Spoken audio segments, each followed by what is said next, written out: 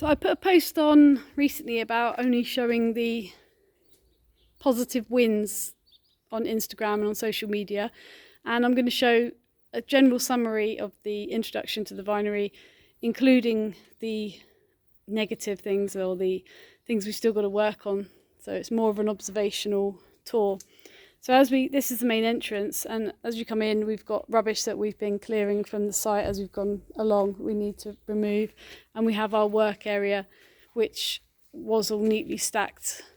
When we moved in, it was completely unneat. It was just a whole mass of things, and then Nikki, who helps me down here, sorted all the pots into sizes and things. It was all quite neat at one point, but we just need to do that over winter. But that's our work area down there.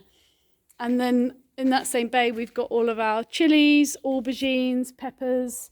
We've got our 2 work benches plant benches where we put things that are waiting to go in the ground, or chilies and aubergines that are staying in pots.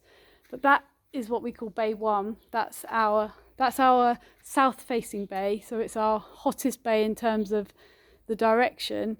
But the vents do fully open this area, so it does keep it a little bit cooler.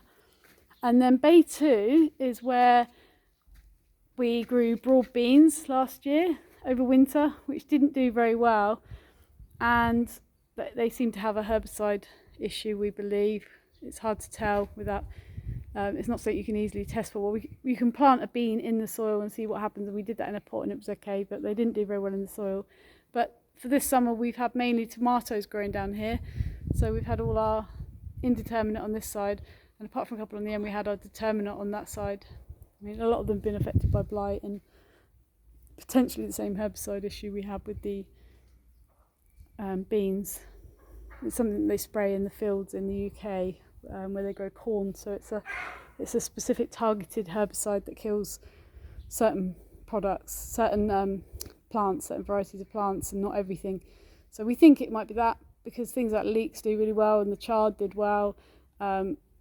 But it's hard to tell. But we're going to plant loads of mustard over winter in that area and cleanse the soil, because we don't know if it's in the soil from before or we brought it in with the manure, we're not sure.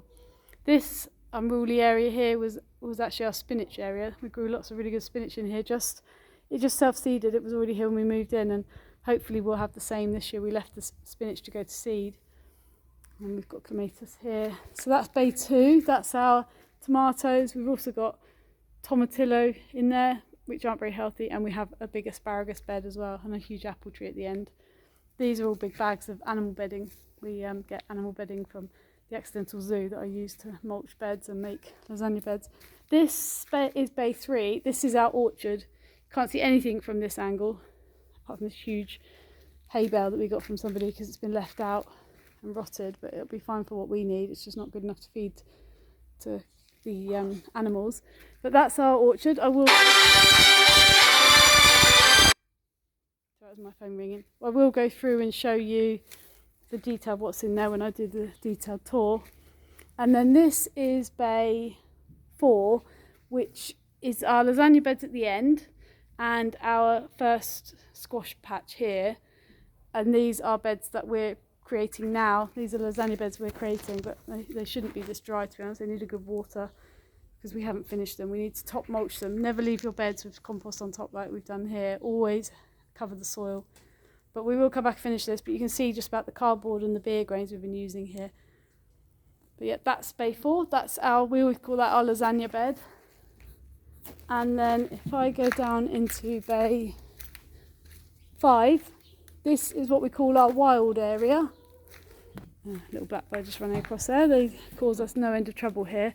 But this area we've covered with a really deep layer of sawdust down the end and animal bedding. And then I've made mounds of compost, dug holes in and made mounds of compost, and planted lots of squash and pumpkin, lots of different varieties, but didn't put cardboard or any kind of weed suppressant down here, and didn't realise, because the rest of the area isn't affected, but this area is full of bindweed. So I will have to mulch on top of the bedding at some point with maybe wet newspaper, which will block it. But again, go through that in the tour. And I've just seen, can't miss showing this huge squash here. There's a few in that bed. And in this area we've got a big quince tree, which has got massive quince fruit on it. And there's a plum tree that we had about 10 plums on, and another volunteer for Salus. And then here is Bay 6, which is the other part of the wild area that we haven't touched at all. So it is just weeds and brambles, and needs a good clear out. Then if we go to the other side, I've got Bay 7 and 8, which are our chickens. So they live here, and they have the whole run of the outside between the two greenhouses. They've got a little hatch through the other end, and they go in there so they can get out of the heat when they're smart enough to do so. I'd rather stand here and pant, but they do go out there, so they know it's there. Yep, that's our chickens. We obviously get eggs from them. We put our hay and straw in here to sort of rot down, decompose, so the chickens can sort of make some manure for us. But yep, that's Bay 6 and 7, 7 and 8, sorry, I think we're on. And then Bay 9 is our Tamarillo Bay. I call this the Tamarillo Bay. We've got melons growing up this trellis here. And we've got a Chayote, I don't know how you pronounce it, I think it's Chayote growing here, which is growing rampant, which will create some shade. And we have a couple of butternut squash plants here that are going crazy. And then we have Tamarillo trees and a couple of other Tamarillo trees we planted here, and we've got Echinacea, borage, comfrey. There's a couple of currant plants I'm planting here. So this is going to be our permanent area. So we've got a lot of weeds growing down the end, but that will be our permanent area. Sorry, the cockerels are quite noisy, especially when they've heard me coming. And then Bay 10, just here, is kind of the extension of a herbaceous bed. There's lots of flowering herbaceous in here, which are useful for making tea. We've got pelargoniums, geraniums, salvia, all sorts of things in here. Lavender, lots of lavender. Got ferns, which I'm hoping to grow because they're really good for the compost. So I'll just keep them growing, but just keep cutting off for the compost. And then I've got this area here that we started to cardboard and put mushroom compost down quite deep. This is going to be my an extension to the permanent bed. So this area here will also be permanent. So this is kind of going to be our food forest. So I've planted currants in here. I've got oca tubers, which are a bit like potatoes, but not. They're from the Andes. So these all like it hot here. And we don't have vents opening in that bay there. So it does get very hot. So that's going to be our permanent food forest area, those two bays.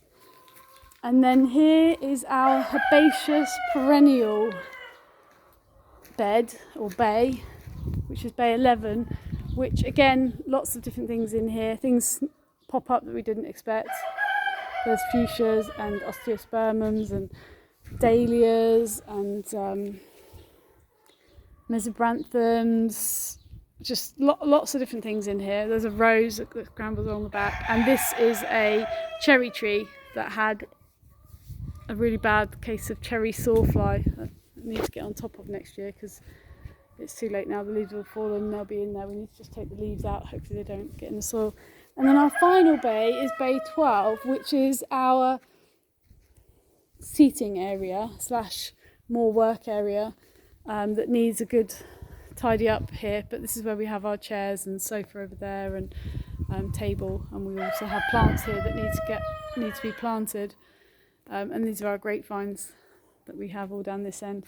So I hope that gives you a kind of general overview of the vinery, and you get an idea of what it looks like in here. I will do a bay by bay tour so that you can see in more detail, but I'll do those over the next couple of weeks and let you know what we're going to do and how we're going to overwinter the area, because we've got some specific ideas about how we're going to overwinter here with like living mulch, and we're going to make more beds and do more preparation, because this year's been really tough just trying to make beds and bring organic materials in and trying to heal the soil, because the soil is very dry in here where it's not been watered for a long time. And although it is clay, in places it's got so dry it almost resembles sand, but you can still squeeze it together and make sort of a clay substance out of it.